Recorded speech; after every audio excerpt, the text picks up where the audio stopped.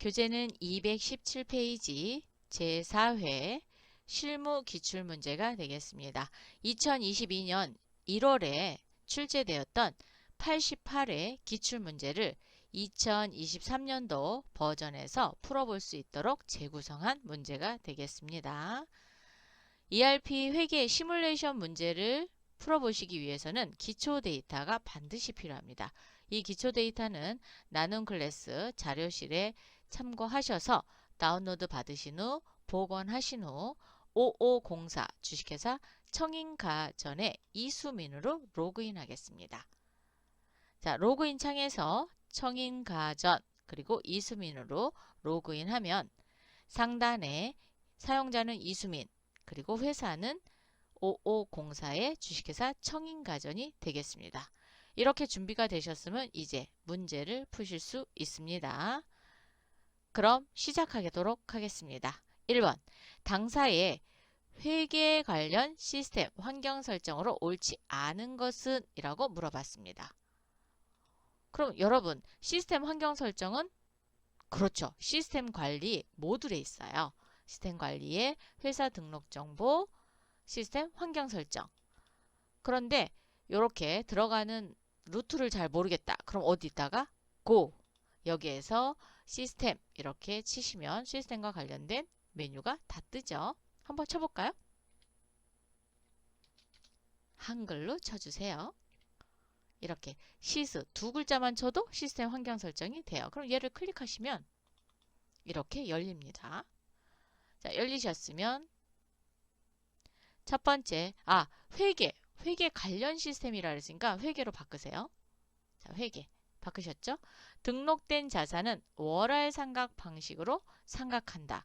그럼 이 많은 것 중에 등록된 자산이 몇 번인지 모르죠? 그럼 여기다 치는 거예요. 엔터. 그러면 등록이라는 단어가 들어가 있는 환경 요소는 다 뜹니다. 그 중에 29번이죠. 29번을 살펴보니까 유형이 2번이네요. 월할 상각이네요. 옳은 설명이죠? 네, 동그라미. 두 번째, 중국어 재무상태표를 조회 및 출력할 수 있다. 자, 재무상태표는 재무제표죠. 그래서 여기다가 재무라고 쳐보세요. 재무. 엔터. 그러면 다국어 재무제표를 사용하고 있는데 유형 설정이 1번입니다. 자, 1번은 영어네요. 그럼 중국어로는 그렇죠. 출력할 수 없습니다. 네, 틀렸어요. 설명 자체가 틀린 설명입니다. 전표의 관리 항목인 사용부서별로 예산을 통제한다. 그러면 어디 가서 찾아볼까요? 예산 통제를 한번 봐야 되겠죠? 그래서 여기다 예산이라고 쳐보세요.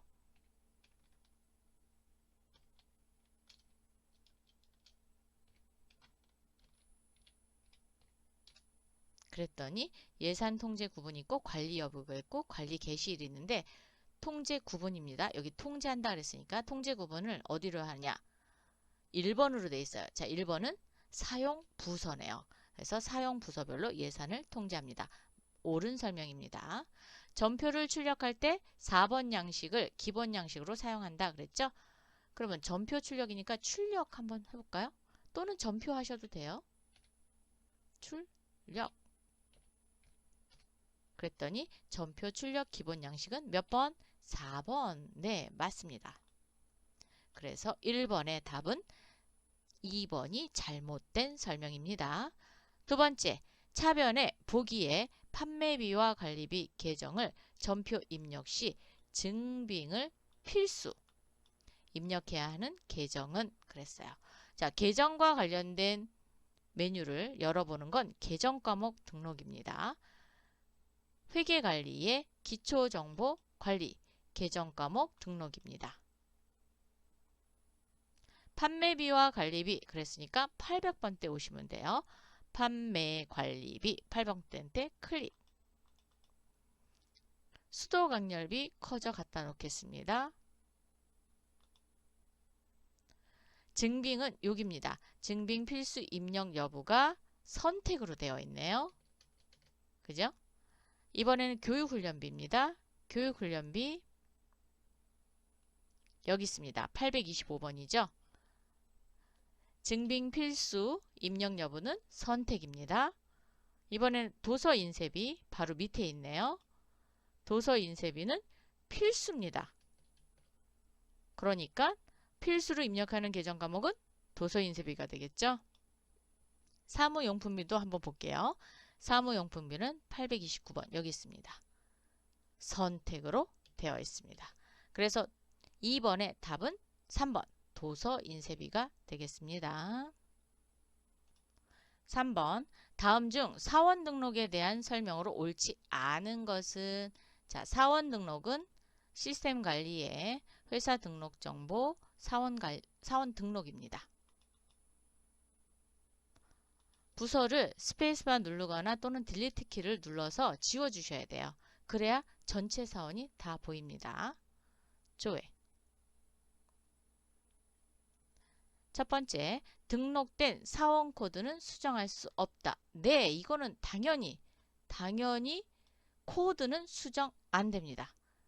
한 번 등록된 코드는 삭제는 가능해요. 그렇지만 또 뒤에 연결된 프로그램이 입력이 되어 있는 그 사람으로 입력이 되어 있으면 그것도 삭제 안 됩니다. 그래서 코드는 그러니까 수정을 할 수 없다. 다만 이름, 뭐 부서, 이런 부서명 이런 것들은 다 수정이 가능합니다. 두 번째, 입사일은 시스템 관리자만 입력이 가능하다. 입사일은 누구나 다 할 수 있습니다. 그렇지만 퇴사일은 반드시 시스템 관리자만 입력할 수 있어요. 그래서 2번이 올바르지 않은 설명입니다.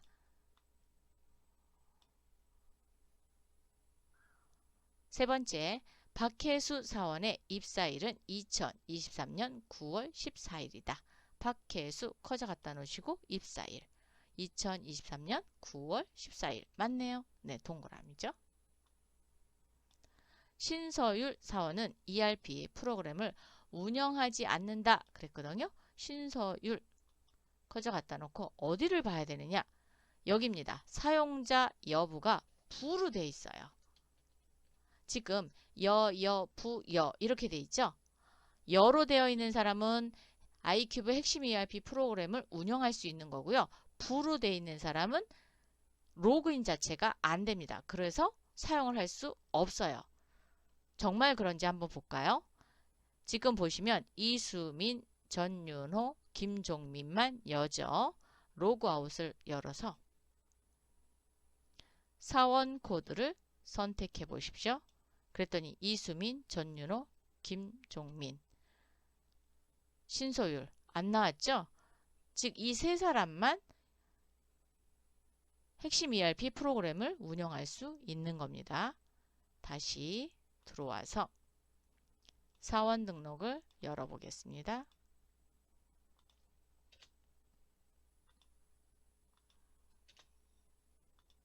결론적으로 이야기하면 ERP 프로그램을 운영할 수 있는 사람은 사용자 여부에 여로 되어 있는 사람만 운영할 수 있다. 그래서 신서율은 부니까 운영하지 않는다. 네, 맞아요. 3번의 답은 2번이 되겠습니다.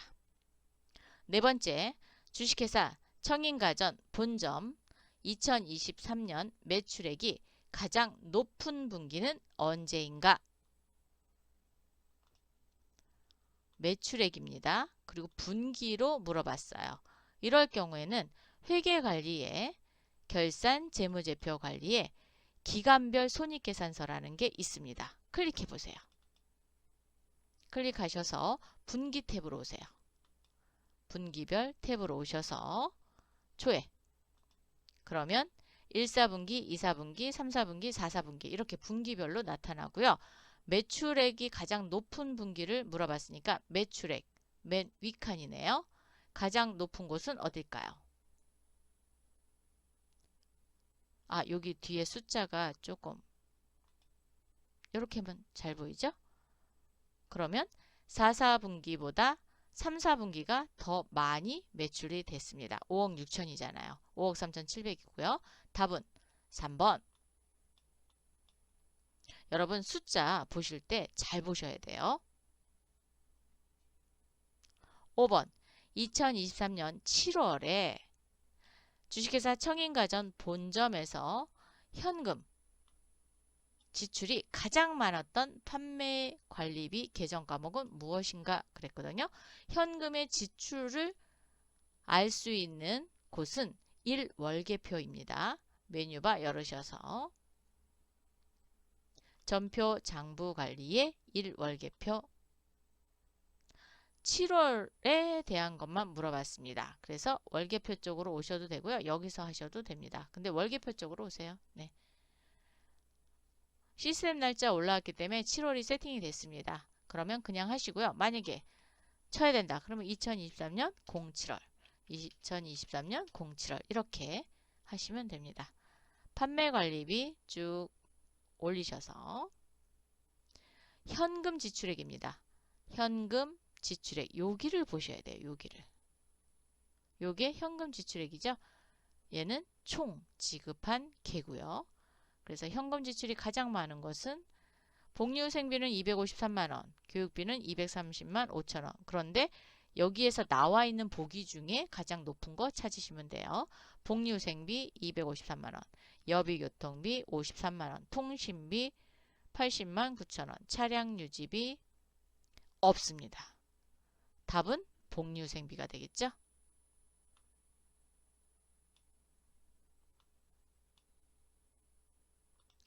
(6번) 2023년 주식회사 청인가전 본점의 자산 중 본사 건물에 자본적 지출이 발생하였다. 자본적 지출이 발생한 일자는 언제인가? 즉 변동사항 보면 되거든요. 자, 메뉴바 조금 닫을게요. 너무 많이 열리면 잘 안 보이니까. 고정자산 관리의 고정자산 변동 현황입니다. 본점이고요. 2023년도라 그랬죠? 그래서 2023년 1월부터 2024년 12월 그대로 조회하시면 됩니다. 조회. 그러면 본사 건물 자본적 지출이 일어난 날짜는 변동일자가 되겠죠? 9월 14일이네요. 답은 3번.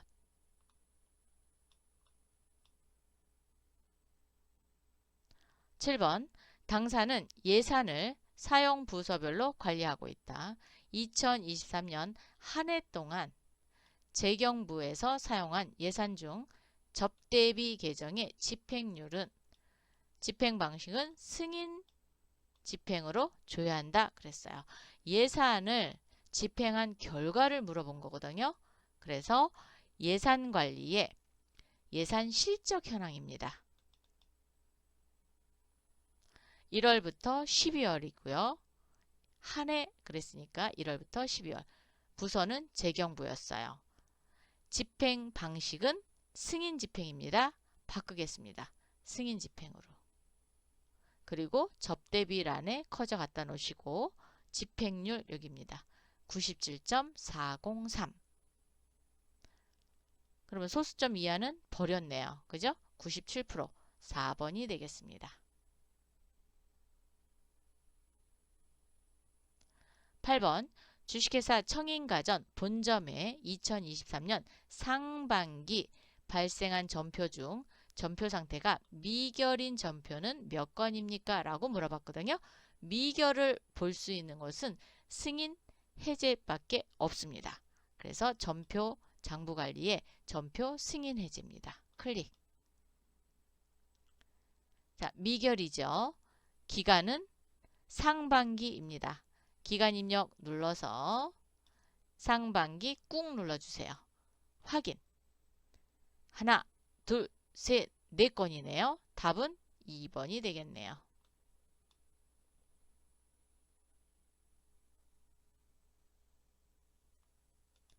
9번 주식회사 청인가전 본점의 영업부에서 사용하는 업무용 승용차 1호가의 2664 QM6 차량에 대한 운행기록부를 작성하였다. 2023년 1월 한 달 동안 해당 차량의 업무 사용 비율은 얼마인가? 이렇게 물어봤어요. 그러면 업무용 승용차 관리에 오시면 되겠죠? 그래서 메뉴바 조금 또 닫을게요. 네. 여기 업무용 승용차 관리 메뉴 오셔서 업무용 승용차 차량 등록입니다. 아니죠. 얘는 비율을 물어봤어요. 그러면 운행기록부입니다. 운행기록부 1월 한 달입니다. 기간 입력 클릭하셔서 1월 선택하시면 1월 1일부터 31일까지 세팅이 됩니다. 차량은 15가의 2664죠. 도움표 열어서 15가의 2664 요거네요. 확인. 조회. 업무 사용 비율을 물어봤죠. 상단에 보시면 여기 업무 사용 비율이 여기 나와 있어요. 찾으셨나요? 100%. 답은 4번. 메뉴가 어디에 있는지만 아시면 여러분이 충분히 답을 찾으실 수 있습니다.